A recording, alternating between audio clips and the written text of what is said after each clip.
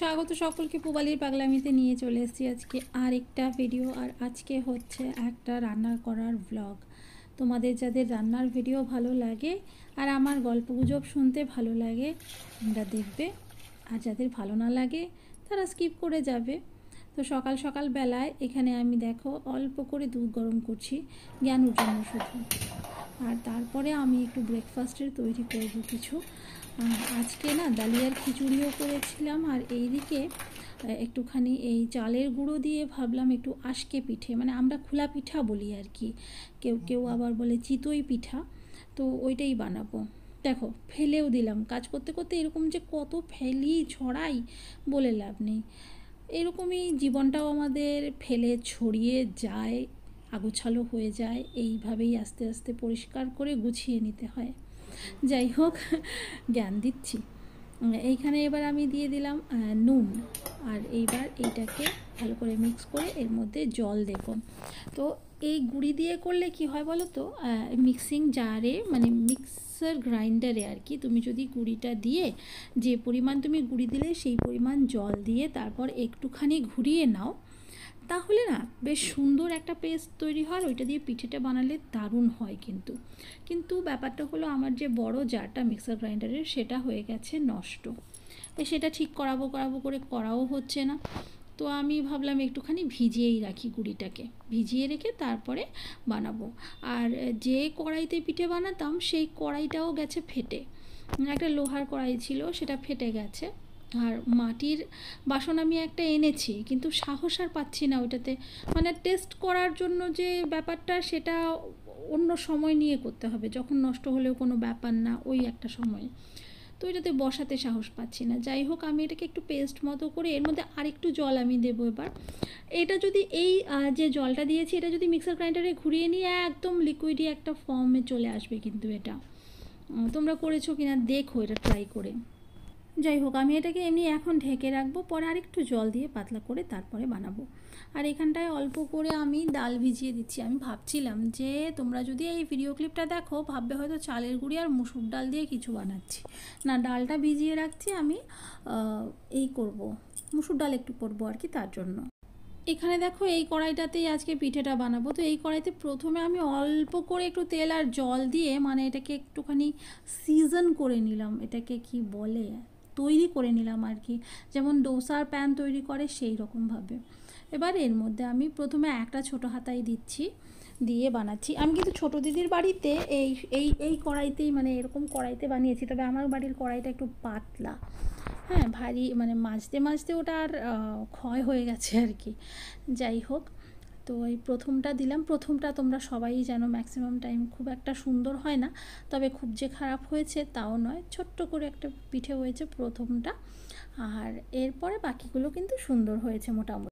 এই যেটা প্রথমটা হয়নি বলে ঢেকে আরেকটু দিলাম, আর এই যে দেখো একটু অল্প ফেটে ফেটে গেছে, তবে খেতে কিন্তু বেশ ভালো হয়েছে। আর এবারে আরেকটা দেখাচ্ছি তোমাদেরকে, এই যে দেখো এটা শেষের দিকের একটা ছিল আর কি। তো সব মিলিয়ে মোটামুটি ভালো হয়েছে। আর আমি না ডালিয়ার খিচুড়ি করেছিলাম, যেটার কিন্তু ভিডিও ক্লিপ অনুভব নিয়েছিল, কী নিয়েছে ক্লিপ আমি জানি না। ভিডিও বলতে আমি খিচুড়ির ভিডিওটা করিনি, আমি জাস্ট সার্ভ করছিলাম সেটার ভিডিও ছিল, বাট নেই এখন। যাই হোক, তো ব্রেকফাস্টে ডালিয়ার খিচুড়ি ছিল, এটা ছিল, আমি ডালিয়ার খিচুড়ি খেয়েছি, আর অনুভব ওরা ওটা খেয়েছে, পিঠেটা খেয়েছে। আর এখানে মাংস রান্না করছি এখন, আমি মাংসর জন্য আলু ভেজে নিচ্ছি। আর এদিকে এই যে মুসুর ডালটা যেটা আছে ওটা চাপিয়ে দিয়েছি, এখান থেকে ফেনাগুলো তুলে নেব, যেটা কিন্তু এখনও আমার কাছে মানে খুব একটা জরুরি স্টেপ মনে হয় মুসুর ডাল করার সময় আর কি, এই ফেনাটা তুলে নেওয়াটা। মাঝে মাঝে প্রেশার কুকারে করি তখন ফেনা তুলি না, বা তড়কা করলে তখন তোলা হয় না, বাট নর্মাল করলে তখন ফেনাটা তুলে নিই। এদিকটায় হয়ে গেছে পেঁয়াজ কাটা মাংসের জন্য। অল্প করে রসুনটা আমি থেতো করে নেব। রসুনটা আমার না মাংসর মধ্যে থেতো করে দিতেই বেশি ভালো লাগে, পেস্ট কেন জানি না আমার ভালো লাগে না। তো এইবারে এখানটায় করব হচ্ছে আলুটা ভাজা তুলে নিলাম। তো এর মধ্যে এখন ভাবছি কি, আমার ঘরে কিছুটা পোস্ত ছিল, তো পোস্তটা আমি করব ভাবছিলাম ঝিঙে পোস্ত করব, কিন্তু পোস্তটা দেখছি বেশ অনেক দিন হয়ে গেছে, সেই কারণে প্যাকেটের মধ্যেই মানে বন্ধ প্যাকেট, কিন্তু জিনিসটা খারাপ হয়ে গেছে আমার, মানে কি বলবো, পোস্ত এরকম নষ্ট হওয়া। যাই হোক, তো এইখানে আমি সর্ষের তেলের মধ্যে একটু কালো জিরে দিলাম আর সঙ্গে অল্প খানিকটা পেঁয়াজ দিলাম। পেঁয়াজ পোস্ত আমার কাছে খুবই ভালো লাগে, মানে এটার একটা গন্ধ যে হয় না, সেটা ভালো লাগে। আমি জানি ঝিঙে পোস্ততে অনেকেই পেঁয়াজ দেন না, বাট আমার এই রকম একটুখানি কালো জিরে আর পেঁয়াজটা এইভাবে দিয়ে খেতে বেশি ভালো লাগে, মানে এটা আমার ভালো লাগে আর কি। তোমরা যারা খাও না খেয়ে দেখতে পারো, ভালো লাগবে। এবারে এর মধ্যে আমি আলুটা দিয়ে দিলাম, কালো জিরে ফোড়ন দিলাম, সঙ্গে একটুখানি পেঁয়াজ দিলাম, দিয়ে তারপর আলুটা দিয়ে দিলাম, দিয়ে আলুটা হালকা ভাজা ভাজা হবে। আমি এর মধ্যে হলুদ তো দেবো না পোস্ততে আর কি, চাইলে তোমরা হলুদ দিতে পারো, বাট আমার ভালো লাগে না হলুদ দিতে। ওই তেলের মধ্যে একটুখানি হলুদ রয়ে গেছে, যেহেতু আমি মাংসের আলুটা ভেজে রেখেছিলাম তুলে, তো রয়ে গেছে। তো যাই হোক, আমি যেটা বলছিলাম, পোস্তটা নষ্ট হয়ে গেছে। এখন আমি এটা বসিয়ে দিয়ে খেয়াল করেছি যে পোস্তটা নষ্ট হয়ে গেছে। আমি আসলে পোস্তটা ভিজিয়েও রাখি কিছুক্ষণ বাটার জন্য, কিন্তু সেটাও আগে থেকে মনে নেই। তো এখন কি করব, অনুভবকে বললাম তুমি পোস্ত এনে দিও, আমি আপাতত এটা বসিয়ে মানে মোটামুটি একটা তৈরি করে রাখি। আর আমি মানে আমাদের পাড়ায় যে দোকান, সেই দোকানে পোস্ত পাইনি, তো একটু দূরেই যেতে হয়েছে আর কি।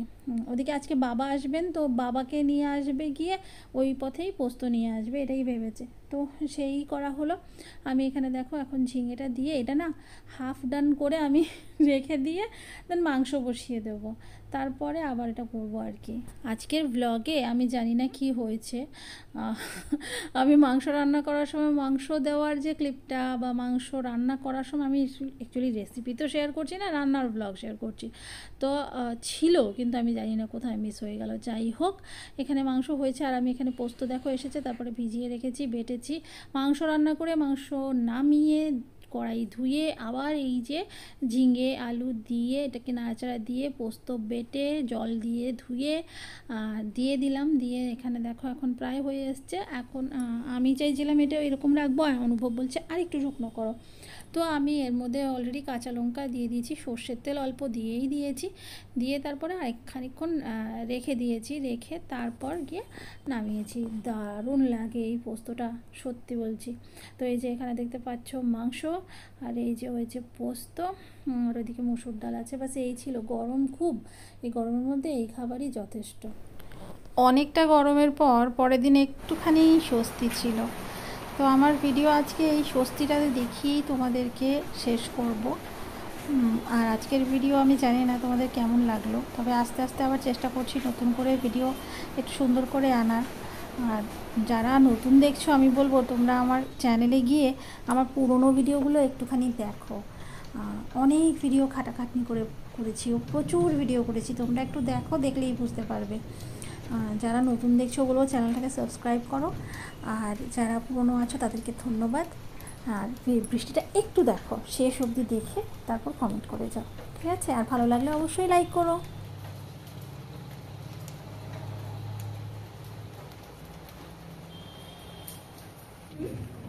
ঠান্ডা ঠান্ডা আছে না, ফুলগুলোর হালকা একটা গন্ধ আছে, বৃষ্টিটা যে পড়ছে, তোর তো সর্দি, দেখতে পাচ্ছিস।